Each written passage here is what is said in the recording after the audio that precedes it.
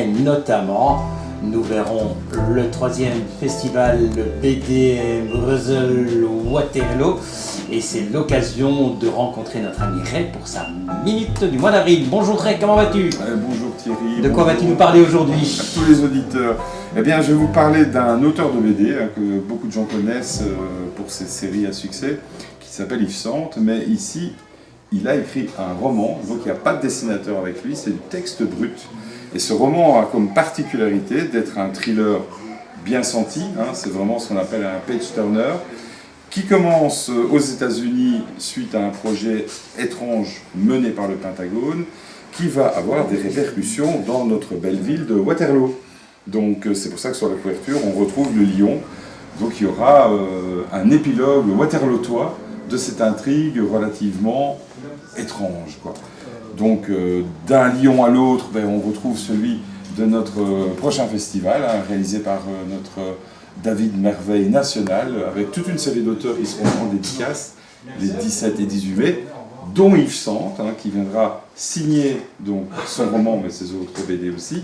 Et alors j'ai eu un autre coup de cœur, parce que c'est un auteur que je suis depuis très longtemps, depuis que je commence à lire de la BD, on va dire adulte, c'est Jacques Terpan. Alors Jacques Terpan nous gratifie d'un bouquin, on va dire aussi de terroir, qui s'appelle Ce qu'il reste de nous, qui est un hommage à sa région sur 1000 ans. Donc pendant 1000 ans, on va découvrir sa région, les gens qui vivaient là-bas, jusqu'à notre époque, et son constat est un peu amer, parce qu'il a le sentiment que la France ancestrale, la France des paysans, la France des gens qui ont fait le pays, ce qu'on mange, ce qu'on cultive, ce qu'on boit, est en train de disparaître au profit de la mondialisation. Et ici, avec son magnifique dessin, qui est vraiment très beau, il y a des petits clins d'œil à des personnages de cinéma qu'on connaît et qu'on aime bien, eh bien, il pose un regard relativement interloquant. À la fin du bouquin, on se pose des questions et on se dit, effectivement, après lui, après nous, qu'est-ce qui restera? D'où le titre, ce qu'il reste de nous. Bonne lecture.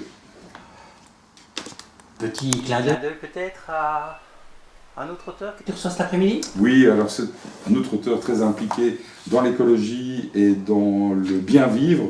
Cet après-midi, nous accueillons Lux Keuten, donc le grand frère de François, l'architecte, qui va nous présenter dans son magnifique bouquin publié chez Racine sa conception du monde, de la vie de tous les jours, que ce soit sa maison, que ce soit des moyens de transport, des logements collectifs et toute autre sorte de choses qu'il a compilé dans ce bouquin vraiment instructif, qui était un peu aussi un livre testament de sa vision architecturale. Il ne faut pas oublier que son père, Robert, était un grand architecte bruxellois qui avait notamment milité pour avoir des jardins en ville.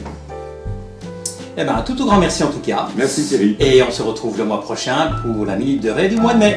Au revoir.